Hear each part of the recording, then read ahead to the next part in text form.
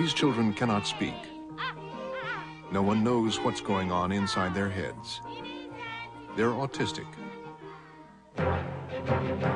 Tonight on Frontline, the explosive story of a revolutionary method of communication. Here was a means of expression for people who lacked expression. Here was a way that you could find out what people were feeling and what they were thinking. Frontline investigates facilitated communication, the theory, the practice, and the controversy. My God, it's really true. This stuff is bogus. It was just so clear and so unmistakable. I was sitting there watching this. What's 6 times 2?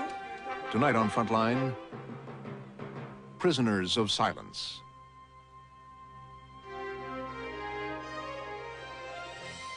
Funding for Frontline is provided by the Corporation for Public Broadcasting and by annual financial support from viewers like you. This is Frontline.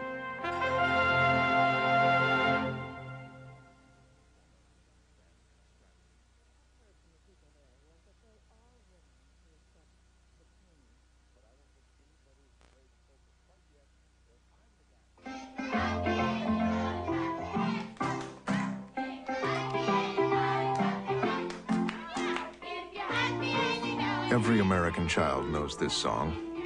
They can feel happy, and they know what it is like to feel happy. But to children growing up with a strange condition of autism, like these at the Boston Higashi School, the words may not mean much at all. Something has gone wrong with their developing brains. The children have a faraway look. Generally, they shun human contact.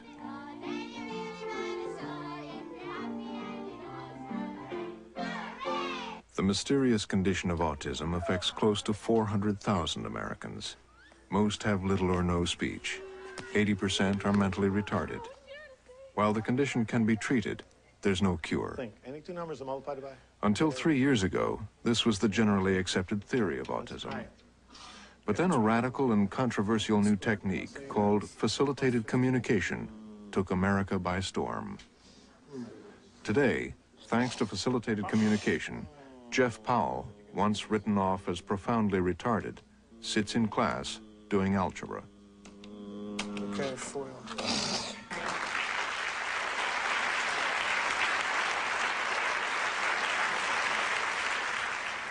Profoundly autistic Ben Lair can't speak, but can type his thoughts to an audience of people. Feel like you need patient friends like Mike. They fight for me. Professor Douglas Bicklin of Syracuse University thinks it the most important breakthrough in autism ever and is promoting it enthusiastically. The theory of facilitated communication claims that many, perhaps most autistic people are not retarded, but have intelligent minds imprisoned in bad bodies. R, either 4. Good. Go ahead. Delete. Did you want to delete that?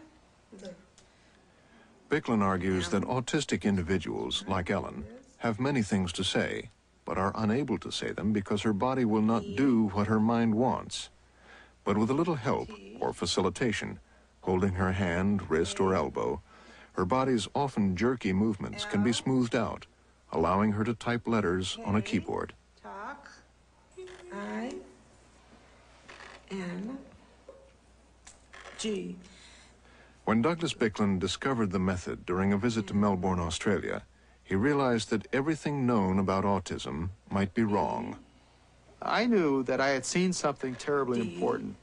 Here was a means of expression for people who lacked expression. Here was a way that you could find out what people were feeling and what they were thinking. And, you know, these were people who had a disability, the very definition of which suggested that the people might not have feelings, and certainly no ability to empathize with other people's feelings. This was a disability, the very definition of which was that people lacked imaginative ability. Well, you know, how do you do higher order mathematics without an imagination? How do you write poetry without an imagination? So it was quite clear that this was a means of expression that was revolutionary. The O.D. Heck Center for the Developmentally Disabled in Schenectady, New York, runs a large autism program. Stuart, how are you doing with us? Before facilitated communication, the staff never imagined that any of their nonverbal clients might be of normal intelligence. But then speech pathologist Marion Pitsis heard about the new technique being promoted at Syracuse University.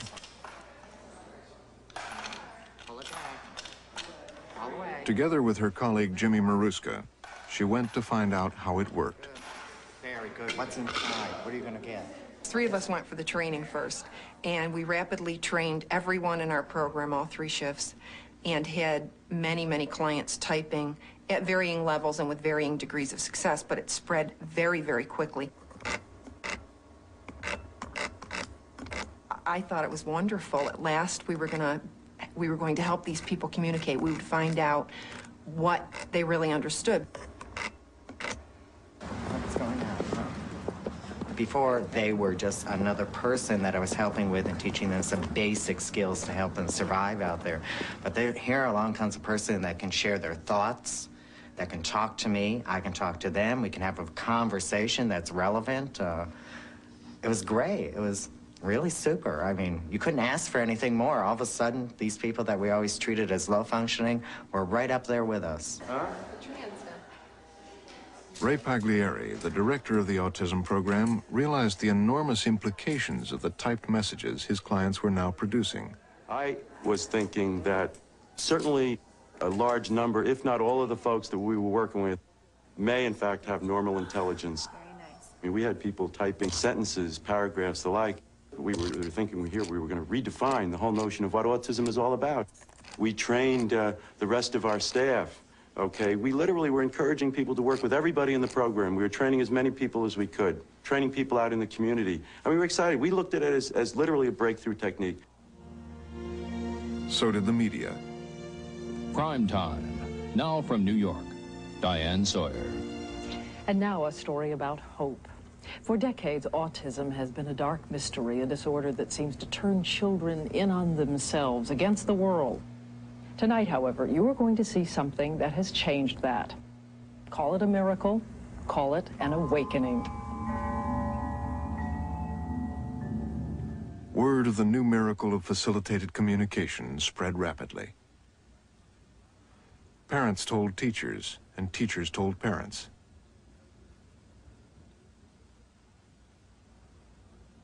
The system that carries matter from one place to another.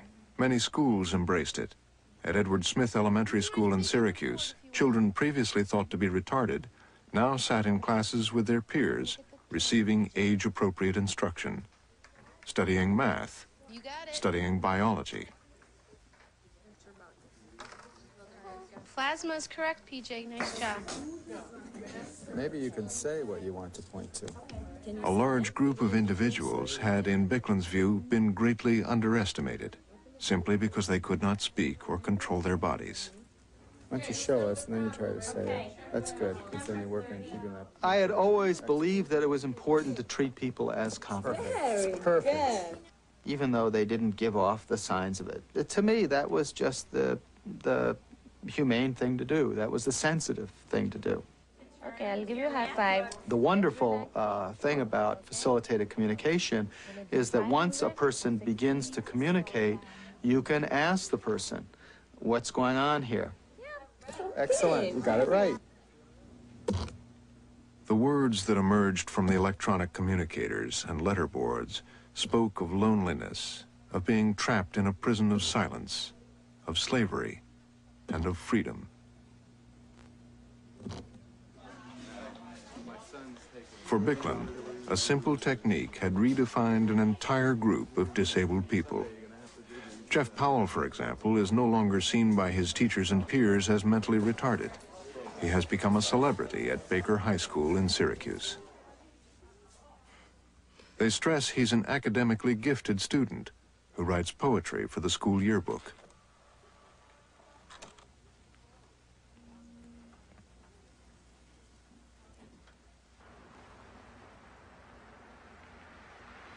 But some people had their doubts about facilitated communication.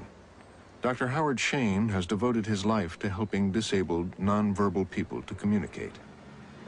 At Boston Children's Hospital, he runs a center which finds technological solutions, enabling disabled people like Tony Bonfiglio, who has cerebral palsy, to communicate independently. Yeah, and she's throwing out something right now.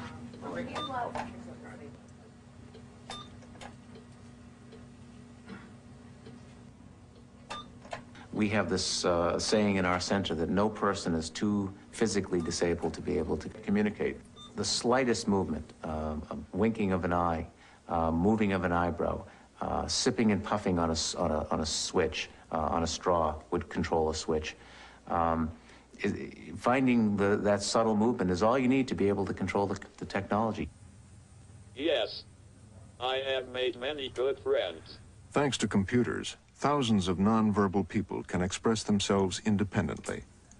With such equipment available, Shane questioned, why should autistic people need another person to hold their hands? Bicklin says autism is special. Last week I had conversations with several people. One person said, it slows me down. It helps me by slowing me down. When I'm not slowed down, I get garbage. I get unwanted words. I get a lot of letters strung together that don't make a word. When I'm slowed down, I can type what I want. But critics like Shane were amazed at the sophisticated output. Autistic children of 5 and 6 produced perfectly spelled sentences. Where had they learned to read and write?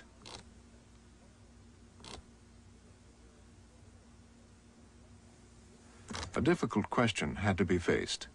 Was the typing coming from the autistic individual or from the facilitator?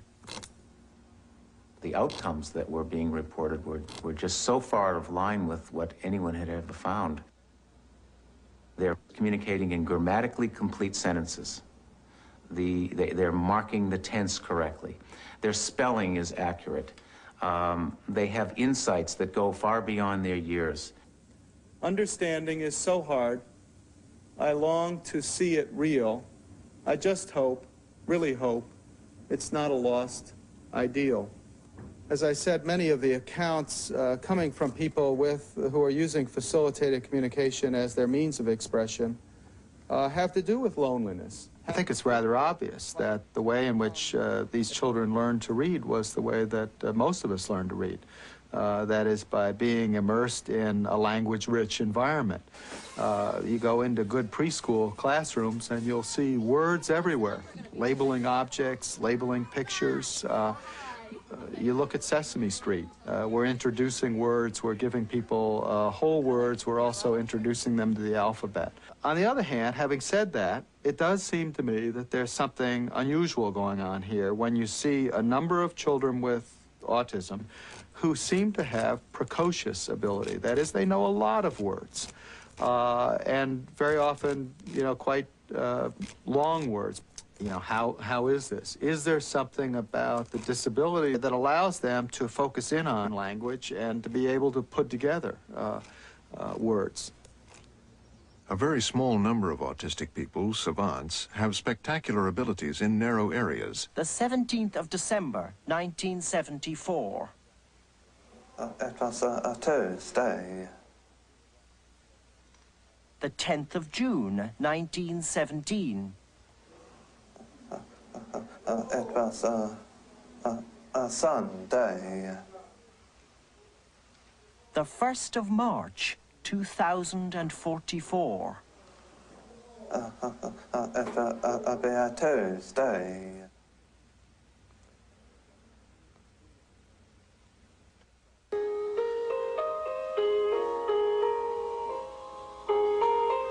Noel only needs to hear a tune once, and he's able to play it.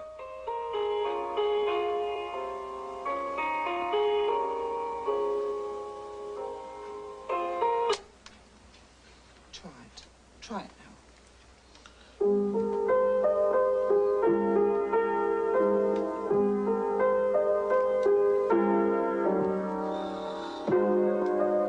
If such astonishing abilities existed for music and math, why not for literacy as well?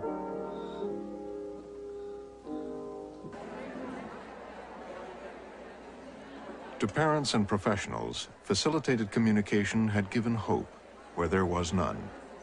They flocked to Syracuse by the thousand to learn from Douglas Bicklin and his staff at the newly founded Facilitated Communication Institute. Welcome to the 1993 Conference on Facilitated Communication in Syracuse, sponsored by the Facilitated Communication Institute at Syracuse University. Many parents had longed to know what their silent autistic children were thinking, had longed to have conversations with them. Facilitated communication appeared to be a dream come true. She had been tested in the past, and they said she had an IQ under 10. And I believed it was a little higher than that, but not much higher. And when I heard about facilitated communication, I said, granted, it might work with some people, but I doubt that, and I'm sure it won't work with her. It was a college student who started it with her, and I watched her twice, and I couldn't believe what I was seeing. Since then, Charisse has typed 120 poems, 9 short stories. She talks about everything she feels. This past year, in October '92, a wonderful person came into her life who had gone through Doug Bicklin's program here at Syracuse University, and she believed in facilitative communication. And she said, do you know Stacy can write? And I cried. I couldn't believe it. I said, no, you're wrong. This is my kid. She's learned 6 signs her whole life. This can't be true. But she kept at it. She said, Kathy, she's telling me this and she's telling me that, and you've got to see it. So one day she came over to the house, and she said, Stacy, I know you're excited after all these years. You must have something you want to tell Mom. And Stacy types out, I love you, Mom. Speech pathologists, social workers, and teachers felt just as passionately that FC had changed everything. It's changed the theory of autism alone, and that's pretty significant because what we've known as autism is almost completely different. It's almost like the label or term itself needs to be redefined because there are certain words that are under autism, under the DSM-3. There's this, this, this, and this. Well, we find that once we open this world for the kids, they are social now, they are appropriate, they do have language, they do understand. Lead. And advocates claimed FC didn't just work for autism, but for Down syndrome and other forms of mental retardation as well. By 1993, thousands of parents, teachers, speech pathologists, and care workers had been trained as facilitators, the foot soldiers in a new social movement. But some families had their doubts about the numerical technique, like the Girardis from Pike, New Hampshire, whose 17-year-old son, Matt, is autistic. It was about 2 years ago when someone mentioned that Dr. Bicklin was giving some seminars on this facilitated communication. The speech and language teacher at Matthew's school was there, and she just couldn't wait to get back and start with Matthew. Matt, who could then only recognize about 50 words, went to school, and his teachers began using FC in the classroom. Almost overnight, his academic work improved dramatically. Kathy Girardi became suspicious of his new academic achievements. He was taking all kinds of Shakespeare literature, Romeo and Juliet, and he was in algebra class, although he didn't fare that well in algebra, but English, diagramming sentences. The work that he was coming home was absolutely incredible. Incredible. I mean, getting A's in some of these classes that I know I would have a hard time getting A's in. What seemed especially odd was that Matt wouldn't facilitate with his mother. At that point, I was frantically trying to communicate with him at home. You know, I'm saying, gosh, if he's talking to these people, why isn't he talking to his mom? You know, he and I have been best friends, bosom buddies. I mean, I'm his life and he's mine, you know. Surely we can be able to communicate. and absolutely got nothing. As a matter of fact, he would take his board and bring it and put it in his bag, put it in his closet and say, finished. While the Girardis got on with their life, reconciled that FC didn't work, at least for them, Matthew's school continued using it enthusiastically.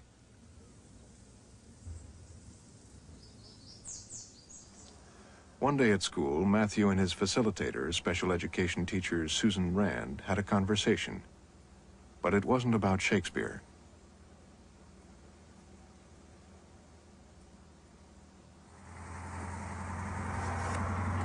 Later that day, Susan Rand wrote down the conversation and reported it to the authorities.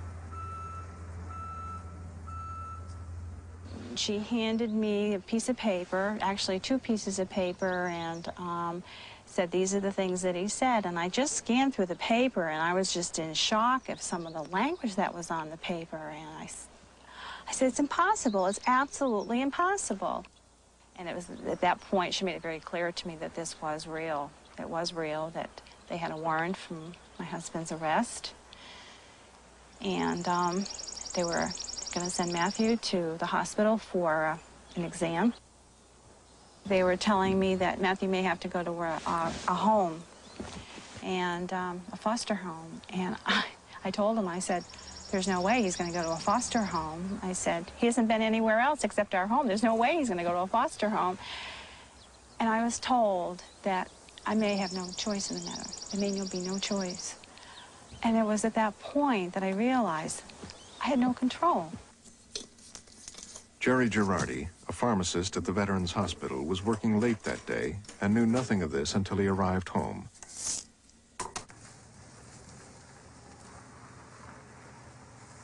I got home about 9:30.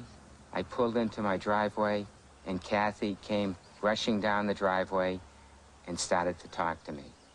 She immediately told me not to go into the house, that there was a warrant out for my arrest, that allegations were made that I had sexually abused Matthew, and I was not allowed near Matthew, nor was I allowed to go into the house. Forced out of his home, Jerry Girardi spent the next 6 months living at a friend's house, his family life destroyed because of the letters on the board. Despite the fact that there was no other evidence of abuse, the school, the social services, and the police all believed that the words had come from Matthew.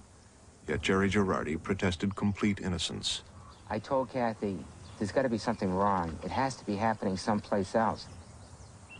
We have to call up the Autism Society in Washington and find out if they had any literature on facilitated communications and allegations of sexual abuse.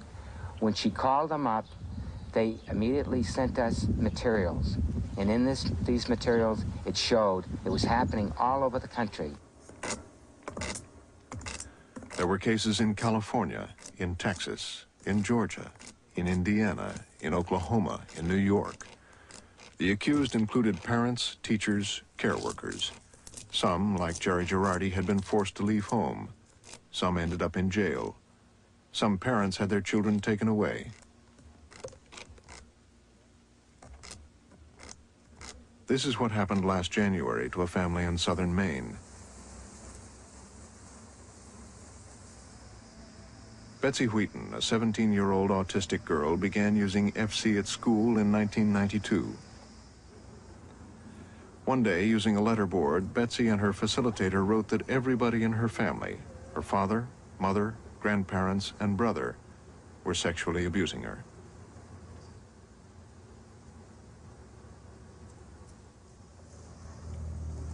Betsy and her brother were immediately put in foster care while the case was investigated. The court appointed a local attorney, Phil Worden, as Betsy's legal guardian. Worden realized that this was more difficult than the usual abuse case.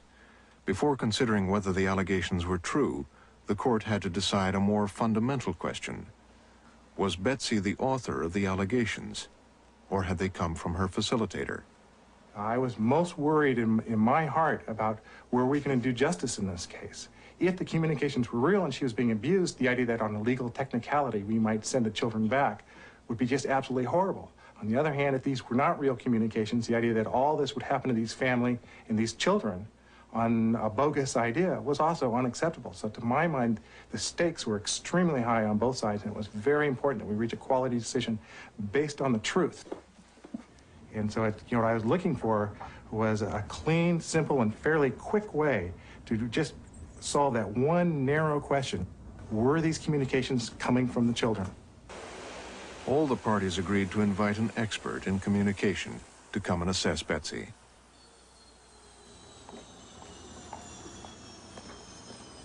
They chose Dr. Howard Shane from the Boston Children's Hospital. Must be Dr. Shane. How are you? Nice to meet you. Okay, folks, what I'm going to be doing now... Shane had devised a double-blind test like this to objectively determine who was authoring the messages, Betsy or the facilitator who transcribed the allegations. He showed both a series of pictures and asked them to type what they saw. Betsy, sure you're looking at it. When both Betsy and her facilitators saw a picture of a key, the letters K-E-Y were typed. But Shane wanted to discover what happened if each saw a different picture.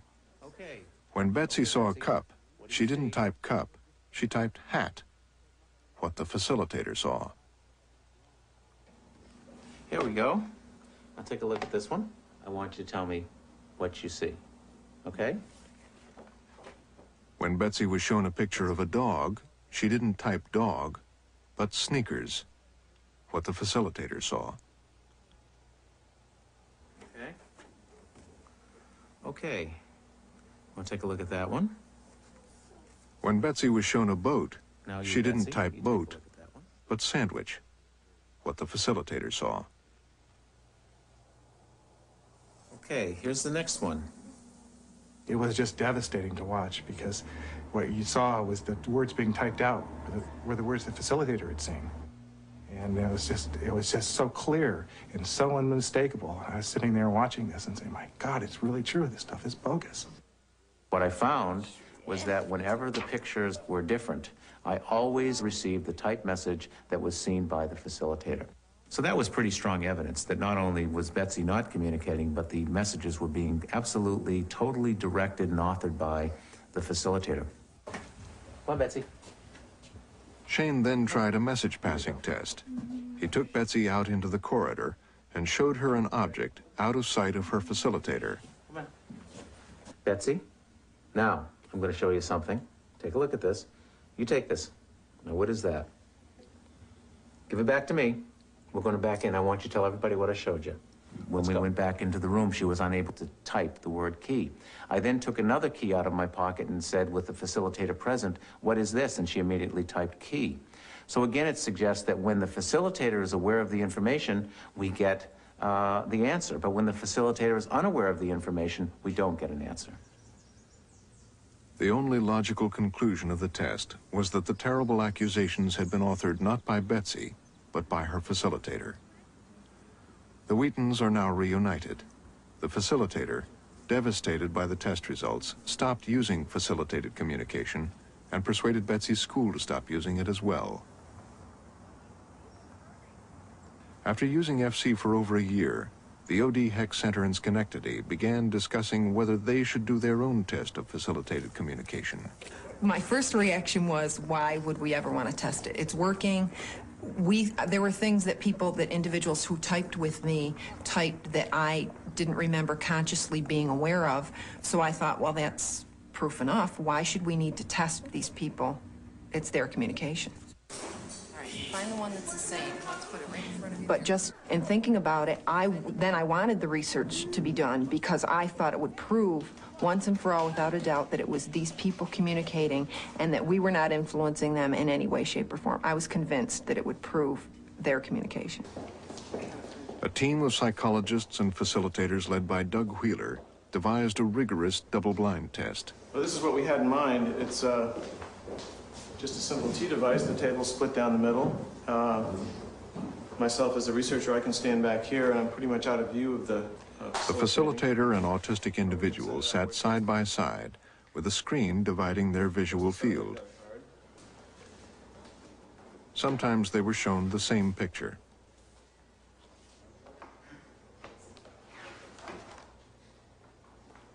sometimes different ones. They tested 12 clients, facilitating with 9 staff members, many who were trained in Syracuse. They ran dozens of trials. The results were shocking. We literally really didn't get one correct response. I mean, it was unbelievable, really, given you know, our prior belief systems about the whole thing. We ran 180 trials. There were 180 trials where valid communication could have been demonstrated, and none did. We had overwhelming evidence for facilitator control. That was the main finding. It's a woman. And it began to dawn on us that the impact on the facilitators was going to be traumatic. Their belief had grown to such an extent and was continuing to grow at that point where it really had become an essential part of their belief system, an essential part of their personality. And people would use phrases like, FC is my whole life, FC is my life. These people were dedicated. They spent their own money doing training. They spent their own money to buy Canon communicators. The dedication was phenomenal. And we had evidence that these people were all controlling the typing, and we knew it was unconscious. We knew these people had no idea they were controlling it. That was clear. So, yeah, we began to be very concerned. It was devastating to see the data just there in black and white in front of you. It was mind-boggling. There was no arguing it. It was clear-cut.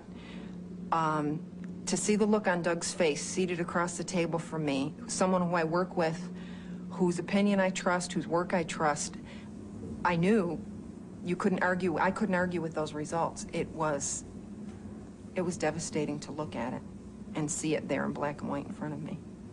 It's like taking your best friend and going out and they're getting hit by a car and they're dead. I had the same effect. It's just like going through the death process. I mean, all of a sudden you're slapped with this thing. It's not there. It's a belief. It's something that's ingrained in me. I believe this. I centered a lot of things around this. And now all of a sudden, no, it's not. Life at OD Heck returned to the way it had been before facilitated communication. The clients learned the life skills they would need to survive outside. No longer were they expected to express their thoughts and wishes in complex sentences. It was like something had been taken away very, very suddenly, and I didn't know what to replace it with. It took me, I think, months before I could talk about it with some people without breaking down in tears. A copy of the OD Heck report was sent to Douglas Bicklin in Syracuse. I think that test has severe problems.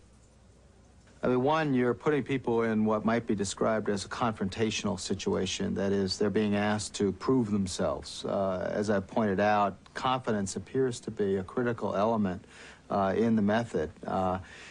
If people are anxious, they may in fact freeze up in their ability to respond. They may lose confidence. They may feel inadequate. If there was a bias, it was a bias in terms of proving that it was real. I mean, we selected cards that people experienced in their everyday lessons.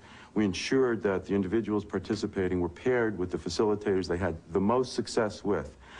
We tried to make the setting as natural as it could be. We encourage people to bring the reinforcers that they use in their normal everyday lives. Turn total control over in terms of, to the facilitators. If the person wasn't comfortable that day, they could stop it whenever they wanted to. More studies came out. The results of this case study demonstrate quite clearly that the subject was not able to communicate using the facilitated communication techniques.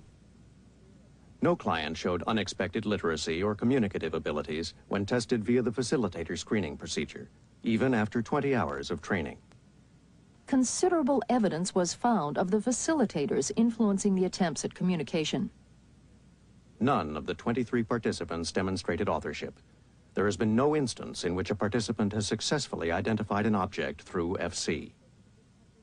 These results suggest that the communications previously reported from individuals with autism may have been influenced by facilitator coactivity. FC had claimed to unlock expressive literacy in nonverbal autistic individuals. Under controlled scientific conditions, that literacy vanished. To date, over a dozen studies involving hundreds of children and researchers in 3 different countries have reported negative findings, but Bicklin remains unconvinced. A number of these studies have asked people to name objects or name pictures. It turns out that for people with autism and some other developmental disabilities, a number of people experience very severe word-finding problems, such that you ask people to label an object and they can't do it. They may be able to describe the object, even state what it's for, but quite typically, they in fact come out with a different name of a different object. But, researchers asked, was it possible that a child who can write poetry and do algebra would be unable to label a cup? And they questioned why autistic individuals who had appeared on national television and addressed crowds at Syracuse conventions would all be so nervous that none of them would get a single answer right.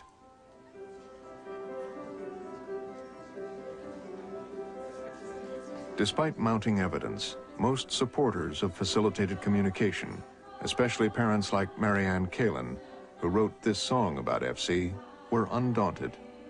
They had invested their hopes and dreams in FC and had their own proof that it worked, at least for their children. My validation that it was Stacy who is communicating came a few weeks ago. Now my husband has this attitude about her, and he's found out that if he does this, it absolutely makes her laugh. She just goes crazy. He wiggles his nose, so now when they greet each other, it's like this. And so now she's in love with Dad, and I've been trying to teach her how to type out Dad. And I will admit that, yes, I am taking her hand, and I am going D-A-D, and I'm, please, Stace, let's learn how to do Dad. And she won't learn Dad. But one day, Dad wasn't in the house, and she came home, and she's looking around trying to find out where he is. And so she goes, and she gets her board, and she starts pointing at the board, and I said, what do you want to tell me? What do you want to tell me? And she typed out, I-M-S-N-O-S.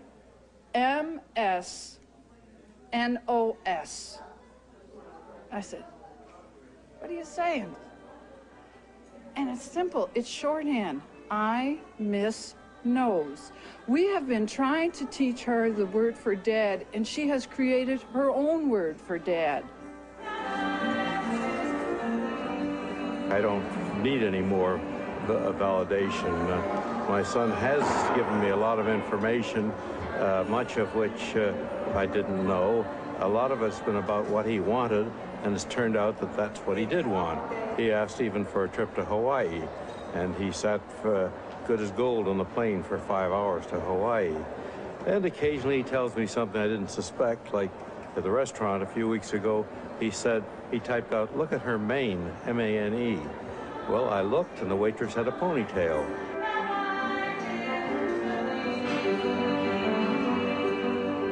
Parents' attitudes to the scientific studies were summed up in a statement typed by Jeff Powell and read by his facilitator, Sue Harns.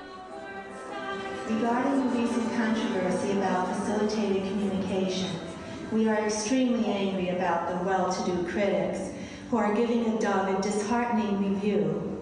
We are the ones saying the words, and we are questioning the expertise of you and your compassion for autistic students. And please encourage us and Doug to be able to become a part of your world and get the hell out of our world.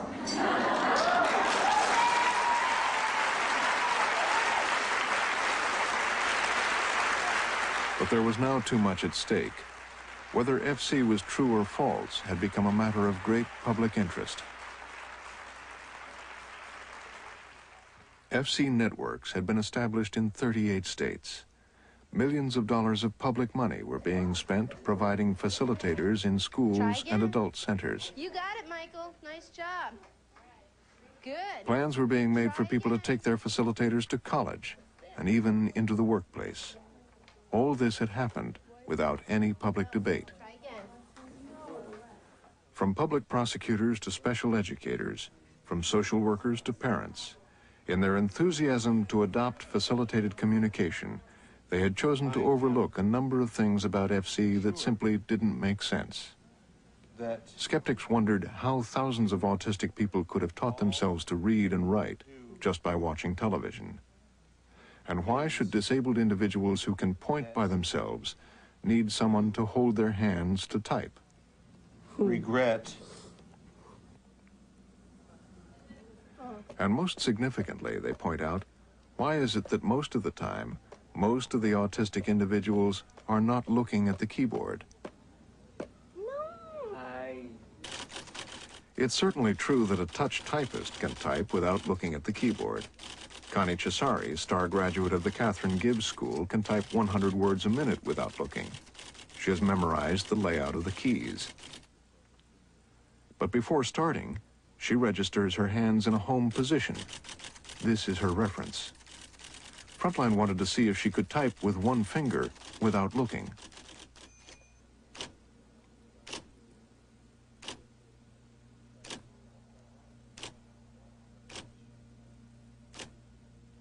Despite her intimate knowledge of the keyboard, she can't. Nobody can. Without a reference, it's just impossible.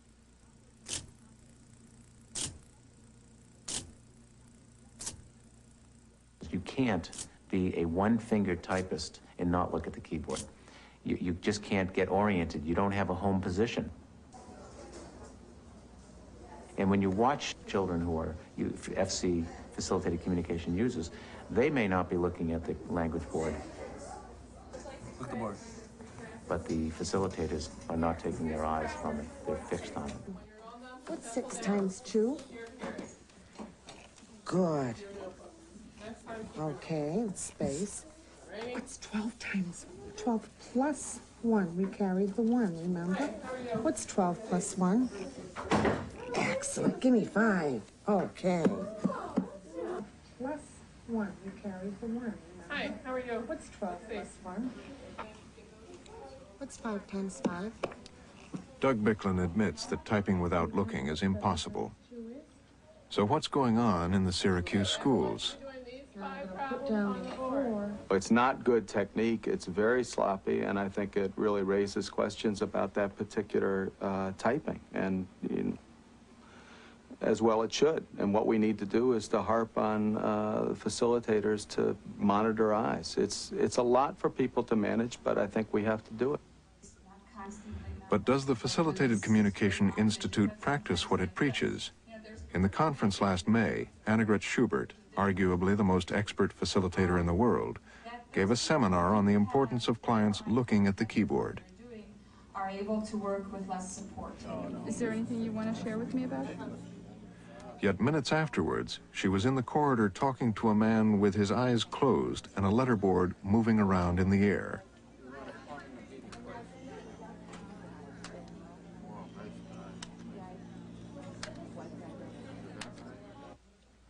And even when Doug Bicklin was present, we filmed Jeff Powell typing while looking at the ceiling, something Bicklin concedes is impossible.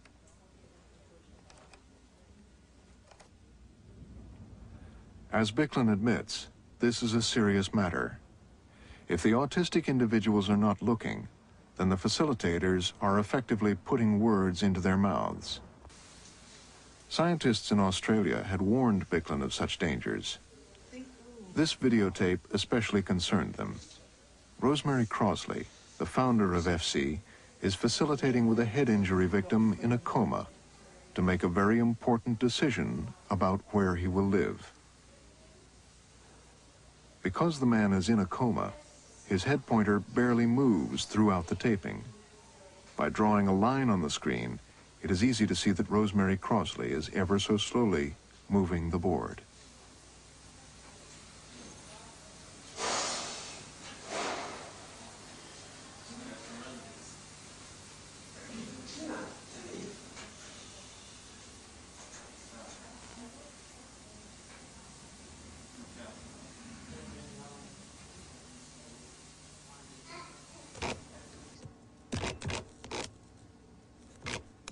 I don't think they're doing it consciously, but they're absolutely manipulating these individuals, and they're communicating for them.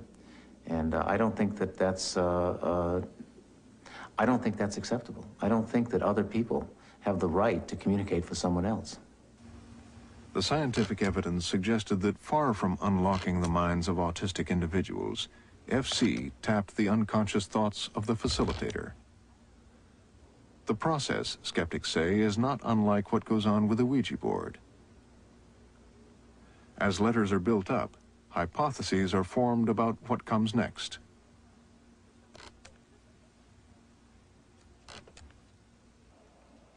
The facilitator who attributes the output to the autistic individual is unaware they are controlling the typing. The autistic individual becomes so sensitized to respond to tiny cues that they become an amplifier for the facilitator's unconscious. You. TT. Do you ever have a nightmare that instead of liberating people, FC might end up enslaving them? Yeah, that worries me. That worries me that people would be in some way, you know, that people are being influenced. There's interpretation of things that, you know, we see that happening, and it troubles me.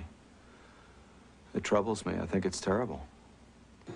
Did he f you in your mouth? No. Did he f your toes? But what explains the high number of facilitated abuse allegations? While most courts have refused to accept FC as genuine communication, earlier this year, a judge in Wichita, Kansas, allowed a nonverbal autistic boy to give testimony through FC. Did he f your butt? Yes. Yes. Yes.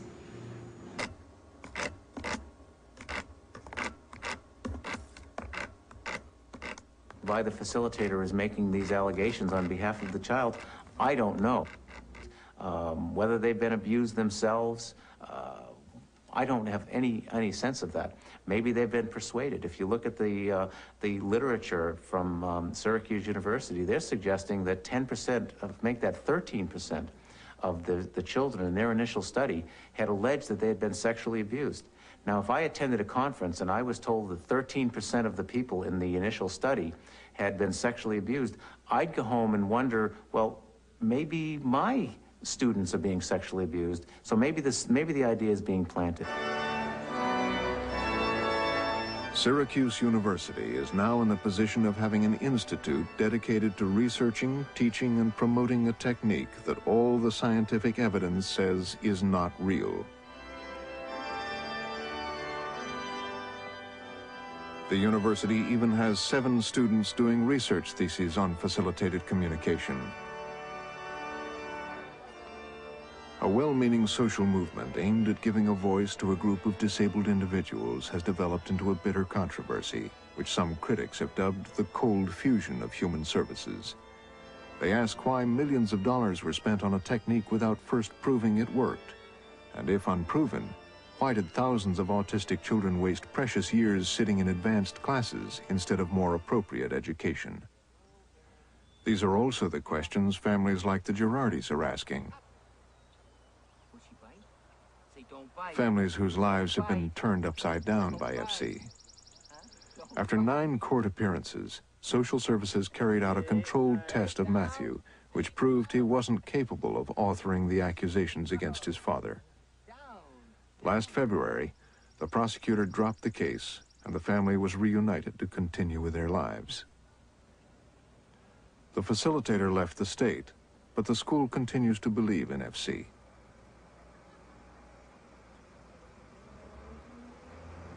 No one has ever apologized.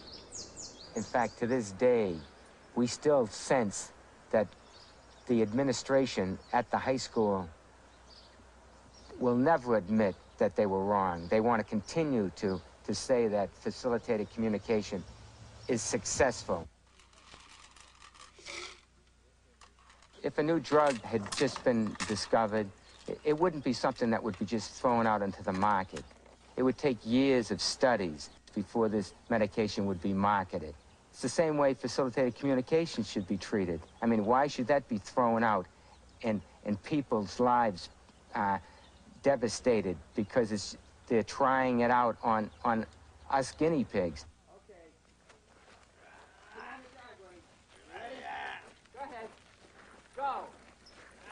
I think a lot of parents are grabbing at straws and are hoping that facilitated communications is going to be the answer for them. And I think they've been blinded by it. And I feel for these people, these parents that believe in it, because I certainly can understand where they're coming from. But until we face it head on and do more scientific investigations of it, then these poor parents out there are gonna be in the dark over what's actually happening to their child. I know for myself, I wanted so hard to believe that it was real that I wasn't able to listen to objective thinking about it, because it grabs you emotionally right here, and once you're hooked, I mean, you are hooked. I don't think I was capable of rationally thinking about it, because I had clues even before we did our study that there was facilitator influence taking place in other places. People had done studies in Australia, and I said, oh, that doesn't happen here. We aren't using it the same way. We aren't holding letter boards in the air. We have them down on the table. So therefore, that limits the influence that could be taking place. Well, I was dead wrong. It was amazing to me to see how willing people are to abandon their beliefs and adopt a new belief without verification, and do that virtually overnight. Because it happened to myself. And when I think back on it, if I had just thought about the literature on autism and thought about the studies I was familiar with, I would have known that the phenomenon of FC was illogical, that it probably couldn't exist. But I was so caught up in the emotionality of it, and it just taught me a lot about human nature.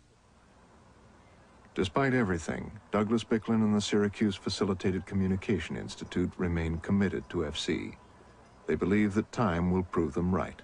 I don't say I'll refuse to accept any amount of evidence. I've never said that. What amount of evidence would you accept? John, what I've said is we already have some evidence that this is for real. I think the challenge is, can we demonstrate it for, each person who's using it? That's the challenge. It's very easy to fail in one's attempt to demonstrate something. It's usually more difficult to be successful. So it almost doesn't matter how many instances of failed studies we have. What we need with any one individual are instances where the person succeeded. When he gets to the letter that he wants, he hits the switch as he just did. I know, it's really hot in here, isn't it? Oh, thanks, Tony. And Tony just told us he's hot. Now, Tony's been coming... I've tried to find a middle ground. I don't know what the middle ground is. Either it works or it doesn't work. It doesn't work, so we have to abandon it. Abandoning it means that we just come back to where we are, come back to reality.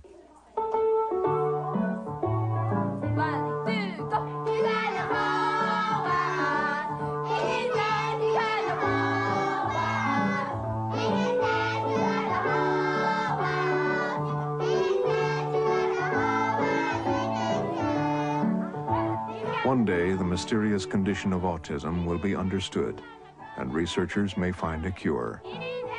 Until then, as the evidence against facilitated communication accumulates, a painful question remains: whether parents and those who care deeply about autistic individuals are choosing to see them as they would like them to be, rather than respecting them for who they are.